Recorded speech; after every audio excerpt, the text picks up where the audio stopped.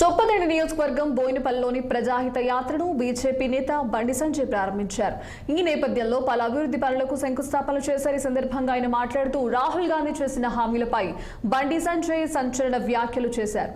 రాహుల్ ఇచ్చిన హామీలని పెద్ద జోక్ అని ఆయన విమర్శించారు. జీతాలు ఇవ్వడానికే డబ్బులు లేవు, హామీలు ఎలా అమలు చేస్తారని ఆయన ప్రశ్నించారు. 6 గ్యారంటీలు అమలు చేసేదాకా కాంగ్రెస్ వెంటపడతామంటూ ప్రజలకు పిలుపునిచ్చారు. అధికారం వస్తుందో రాదో తెలియక కాంగ్రెస్ ప్రభుత్వం అడ్డగోలుగా హామీలిస్తున్నారని విమర్శించారు. అమలు చేయలేని హామీలకు ఆశపడి ప్రజలు కాంగ్రెస్ పార్టీకి ఓటు వేస్తే మోసపోతారని ఆయన అన్నారు.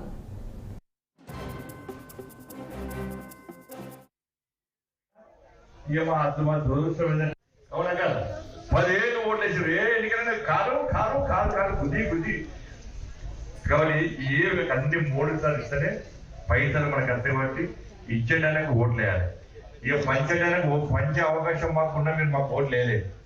ఇలా ఇచ్చేది మోడీ. ఇప్పుడు పంచే అధికారం కూడా మాకు ఇస్తే ఏమైతుండే మీకు న్యాయం జరుగుతుండే. 22 తక్కువ 50 రూపాయలు అడిగారు. అవునా కదా? రైట్ డబ్బులు చేసిన ఇంకో పైసలు డబ్బులే. అవునా కదా? అంతకుముందు 1100కే ఇట్లా ఇప్పుడు 20